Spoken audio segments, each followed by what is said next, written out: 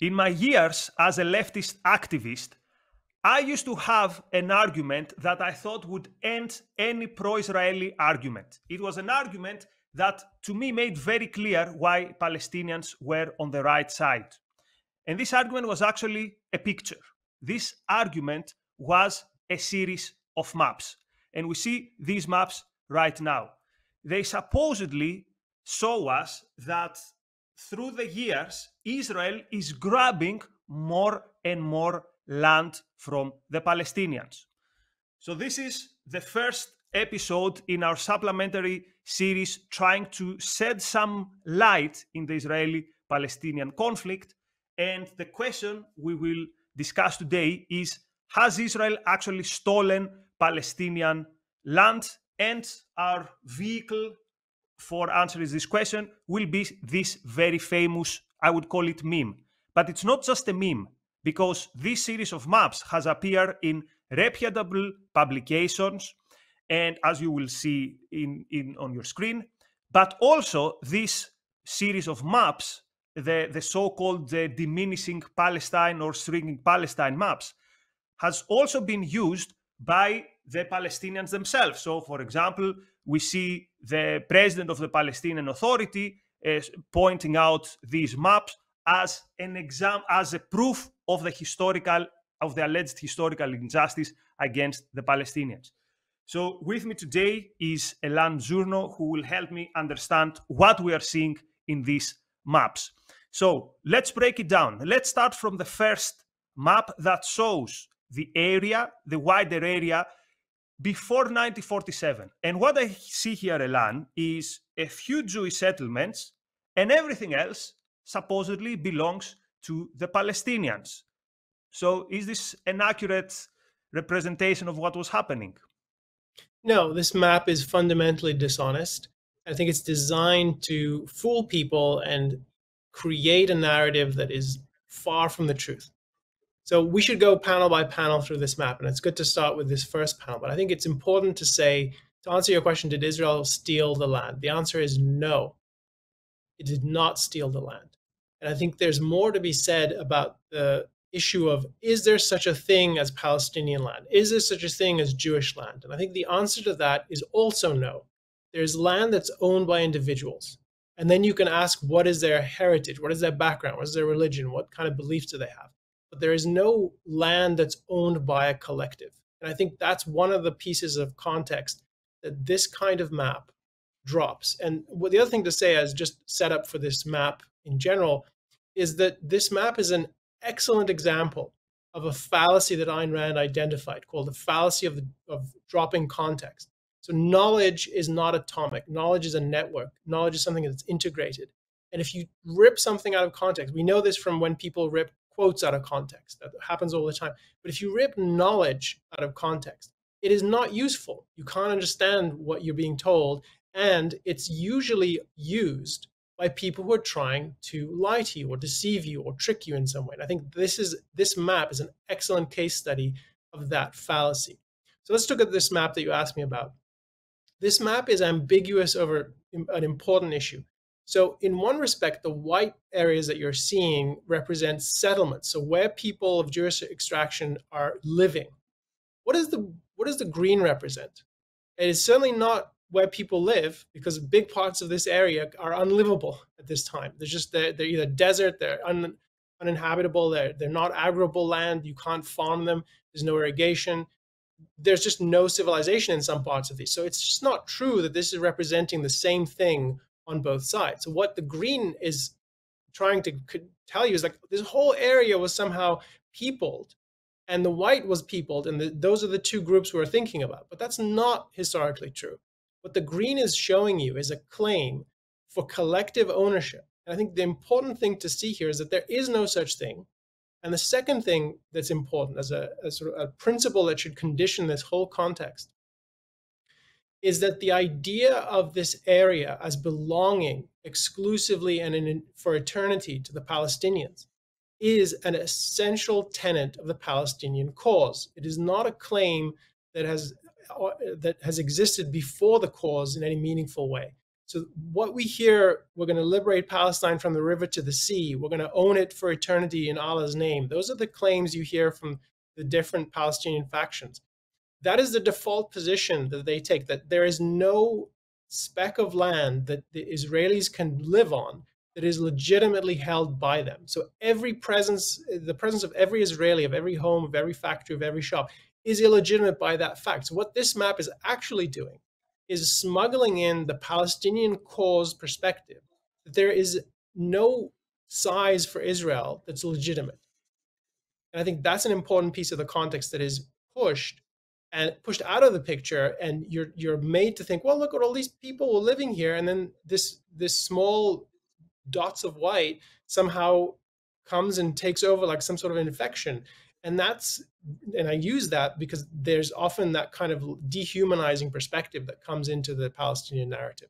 So this map is fundamentally misrepresenting the facts on the ground at the time, and it's deliberately, I think, ambiguous between political population and what actually was going on in terms of the land. And also, of course, for thousands of years, that land, the whole of the land, was part of empires. So at that point, so after the fall of the Ottoman Empire, the British took it over for some time. So there was no, let's say, Palestinian state, to put it simple. Now, let us move. Just one more thing on that, Nikos. Sorry. Yeah, Nikos, one more I just want to jump in. One more thing on this, which is it's really important. So I said unequivocally that Israel did not steal the land, and it's not the topic for today. Today we're going to focus on this map. But one important thing to say about this issue is there is documented history of how the incoming Jews acquired the land. Now we have most of that evidence. There might be cases where you could say the land was stolen. I don't think that's the predominant factor. What actually happened, and this is something I talk about in my book, What Justice Demands, America and the Israeli-Palestinian Conflict, we have reams of evidence of how the land was acquired through purchase, trade, exchange of value for value. Now, you might go back and dispute some of those transactions. You might say this was not a fair price, but that's an important part of the story. So where you see these white settlements, those were acquired either individually or through consortiums where money was raised in Europe and other parts of the world in order to acquire the land. So there's a whole history here that, again, this is an example of dropping a context, whereas that is part of what you would need to know in order to assess the claim that this map is pushing about stolen land. But sorry for cutting in. Why don't you proceed? It's okay. That's very, very important, what you just said. So let's go then to the second part of the map. So here we are in 1947 going to 1948. So what happened then is that the United Nations, so at some point the British colonial forces, okay, we give up, we can't figure out what will happen here because there was already violence in the land. And then the United States comes up with a partition plan and says there's going to be two states, the Israeli state and an Arab state for the Arab population, which would be what we see there with green as the Palestinian land. So notice, of course, that this is a plan which already Israel is smaller than it would hope, because at some point years earlier, it was promised an even bigger part that would include what today we call Jordan. But Israel says, even with this relatively small piece of land, again, most in the south is desert, Israel says, we are okay. So what is very important here is to notice that there would have been a Palestinian state if the Arabs at that point said, okay, we get this deal. How did the Arabs react? They reacted by declaring war to Israel, literally the day Israel declared its independence, which was the day that officially the British mandate on the area expired. So, Elan, any comments on the UN partition plan? Is there anything of interest here? Yeah, notice how this map now is about sovereignty of nation states versus population distribution. So this is a very different kind of map. Colors are the same. That's something you should notice if you're trying to evaluate this map as a tool for thinking. Why is there no signal that that's the change? Okay, so now the other thing about this is it's at least honest up to this point. This is a plan. This never came to fruition for the reason that you mentioned. That immediately a war erupted within this area, and then shortly afterwards, foreign nations neighboring invaded with the goal not to impose the UN plan and rescue it, but the opposite, to completely overturn the idea of the UN plan, whatever its merits. And you could debate the merits of this UN plan. It wasn't the first plan for partition, but it was the one that went into effect under the vote. Those foreign nations that came in were not, and this is important, were not there to make sure that the population of Arab and Palestinians, and we have to talk about what that means, that population was not their concern. Their concern was to take over this territory and make it either part of Syria, part of Egypt, part of Jordan, part of, I mean, even the Iraqis sent people and the Saudis sent people to fight in this contest. So in this conflict. So there was really an attempt to grab the land. And if you were thinking about, if you were really concerned about the idea of a Palestinian state and what happens after 47 and why didn't it come to fruition, the point you raised about it being rejected is important. The point that the second point that's important is the fact that the supposed champions of this idea were not interested in it, and they came in and made it worse. And whatever Palestinians there were who wanted a state that would have been part of this UN deal, they were prevented from pursuing that because of the invasion of those foreign powers. And then the final point I would raise here is there's a deeper philosophic issue over and above the history and the politics. And that one, again, is part of the context that's dropped and deliberately dropped and evaded. And that is, yes, the UN voted for a partition, and you can cling to that if you're on the side of the Israelis and say, look, we were on the right side of this decision, and you can point fingers and say the Palestinians were not, and so forth. And that's fine. But the deeper question is, should there have been any partition? Should there have been any state for Israel and any state for the Palestinians and the Arabs in the area?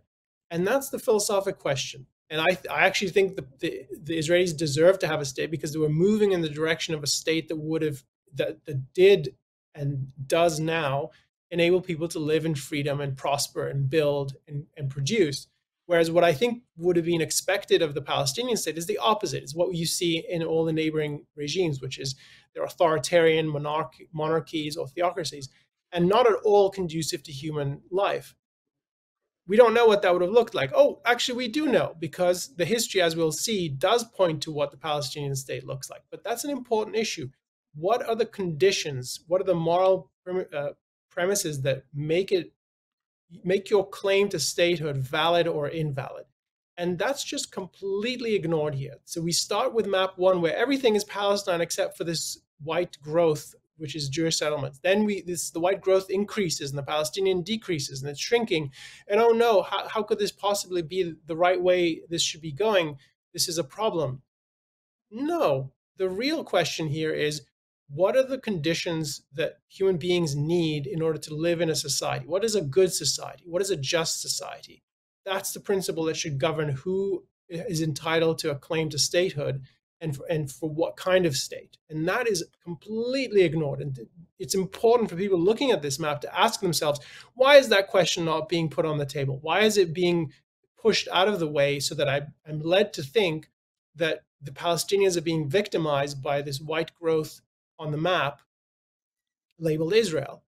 That's an important question anyone who's touting this map should be answering. And Elan, just to clarify something, because there might be people out there with bad faith and they will say, so what you're actually saying is that you would know already from 1947 that the Arabs in the area would not be able to create a state that will do what is the function of a state, what should be the function of a state, which is to support the rights of its citizens. And the answer is yes, we knew it already then, and it has nothing to do with any ethnic origins. It had to do with their ideas. It had to do with their ideologies.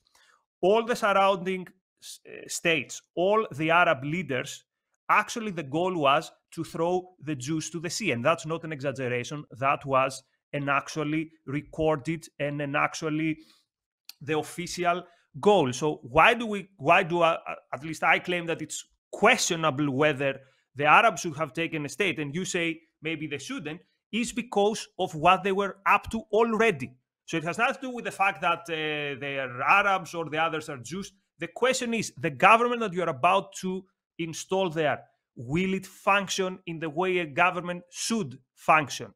And I think this is something very original that we bring to the table, that objectivists bring to the table, that this is not about ethnicity. So who was there 2,000 years ago? Why did the Jews have a state and the Arabs have not a state? The question is, what type of government are you going to install there?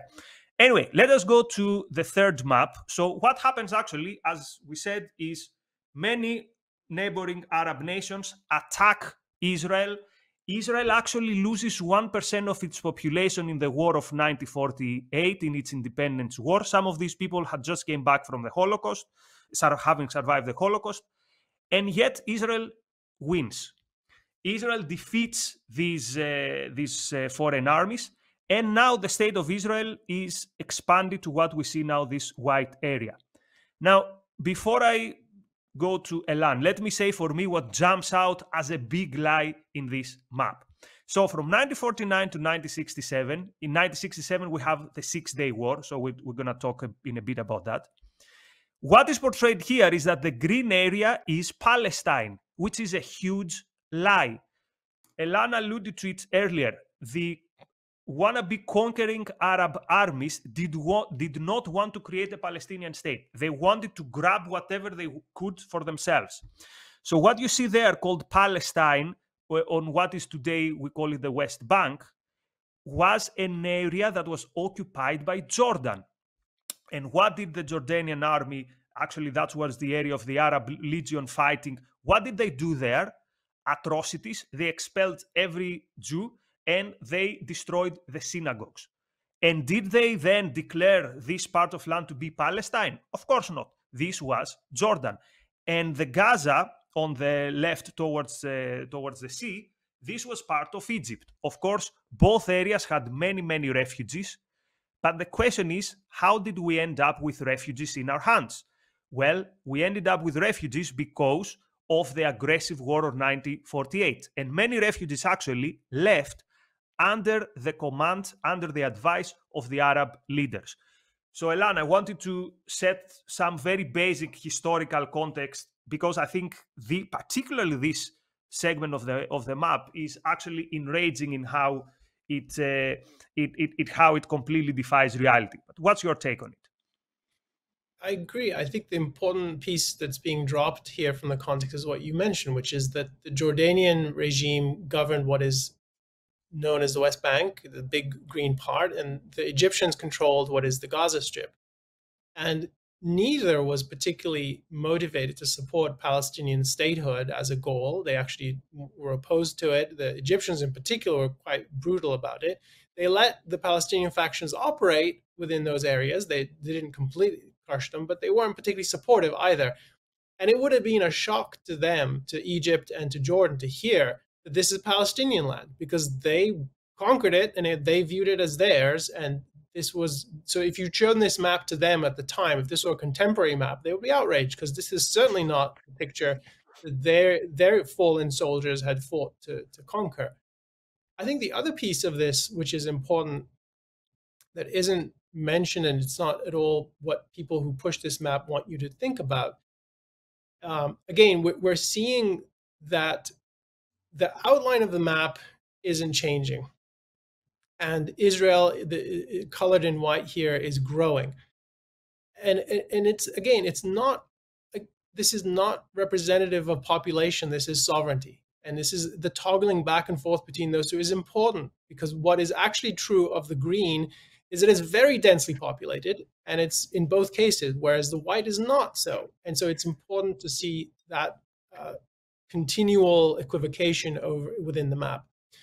And I think the point you raised about what kind of state would you build, I agree, that's fundamental here. And that, to me, is why this isn't ultimately a land question. It's a question of what you would do with the land politically. What kind of society would you build? And we've seen the kind of societies the Palestinian cause has tried to build.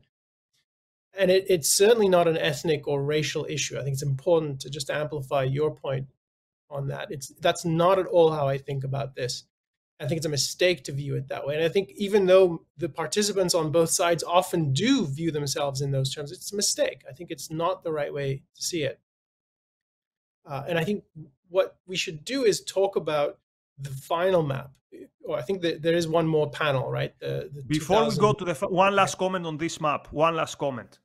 At least we could say at that point, are the areas with the green, are they good neighbors to Israel? And the answer is, of course, no. The green areas are the grounds from which Fedayeen, these were so-called freedom fighters, they were starting raids, they were engaged in raids against Israel, raids that looked a lot like the monstrosities we saw on the 7th of October, which means raids to random Israeli communities, to random kibbutzes here and there, and then followed by massacres and murder and terrorizing the population. So keep this in mind as we go to the next map. So the next map is the aftermath of the Six-Day War of 1967. And of course, there's something here which is missing. And this is that first of all, in 1967, the Egyptian armies and from the north, the Syrian army are creating a circle around Israel. And also it's expected that Jordan might enter also the upcoming war. So Israel engages in a preemptive strike. It destroys the Egyptian air force, and then it beats both Egypt and Syria and Jordan. Jordan enters the war, although Israel pleads with Jordan, don't enter the war.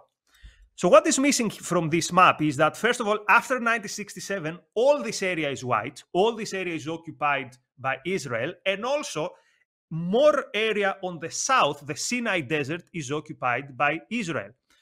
Now, let us pause here for a second because this is very important.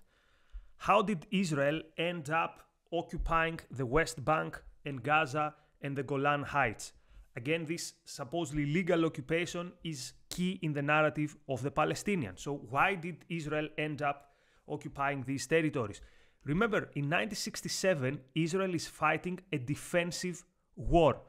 The Arab states, Egypt and Syria, were ready to attack Israel. There is very little doubt about that. Also, these areas, the West Bank and Gaza, but also the Golan Heights, were used as points of attack by the Arab countries against Israel. So it was a very important security concern for Israel. And remember, Israel pleaded with Jordan, do not enter the war. So if Jordan had not entered the war, the West Bank would not be occupied territories. If Egypt had not planned to attack Israel, the Gaza would not be an occupied territory, and if Syria had an attack, the Golan Heights would not have been occupied territories. So Israel had the right to keep these pieces of land.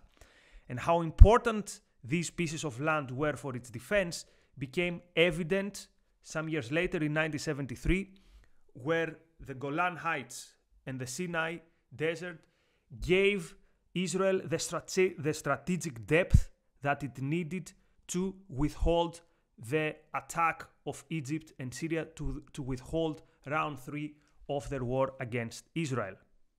But Israel, when it realizes that at least some of its adversaries, in this case the Egyptians, are interested in a peaceful coexistence, it gives back Sinai. It gives back the Sinai. And actually what we see here is that after the 90s, Israel engages in talks with the Palestinians. And actually, it gives some administrative autonomy, some administrative rights in the Palestinians, both in West Bank, this is the dots on the center towards the north, but also in Gaza. And actually, since 2005, Israel completely removes itself from Gaza.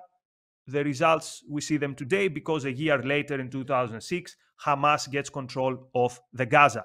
And also something important, around that time, there are 2 offers to the Palestinians for a two-state solution. One offered by Clinton and Ehud Barak around the Camp David, and another in 2008. Neutral people claim that these were good deals, but the Palestinians did not take them. So this is my historical context for this last map.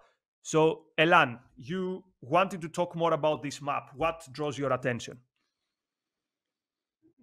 The first point I would raise here is that this is gliding over the so-called peace process that began in 1993 with the Oslo Accords, and that led to the West Bank becoming a Palestinian, West Bank and parts of Gaza becoming the beginnings of a Palestinian state under that agreement. This was the classic Land for Peace agreement. And the idea was that by 1994, the Palestinian Authority, which was the government in the making, would take over administration of the West Bank and then eventually all of Gaza. And that's what you see in the green bits on this map. Now, this is 2005. That's just more than a decade since the Palestinian Authority came into being. Why does it not look like a solid green the way it would if you saw the original maps that this peace agreement had been built on? Well, because the Palestinian National Authority, the proto-state, the beginnings of a state, was a failed state before it became completely sovereign. It was a dictatorial regime. It was stealing from its own people. It was carrying out and encouraging, fostering, and paying for attacks on Israel from within its territory, so to the extent it had sovereignty. It was anarchic in many ways between rival police forces. Just imagine what that looks like. Not rival armies, rival police forces, domestic conflict. So the West Bank that is taken over by the Palestinian Authority from 1994 onward is a catastrophic failed state, basically. Before it's even born, it's failed. And that is partly what Israel does in response to that. Is it starts clawing back authority. It starts bringing back its military. It starts to collaborate to make sure that it doesn't completely implode and become a worse threat than it already is. So the reason the Palestinian Authority isn't a solid green on this map is because it was not interested in becoming a state. It was interested in exploiting its own people and waging war on Israel. Now flip over to, so it's interesting, this is 2005, because as you pointed out, in 2005, Israel decided, forget Land for Peace. We're done with that. We tried that for a decade. It wasn't really a promising strategy because they did that with Egypt and that sort of worked. Egypt entered into a cold peace with Israel.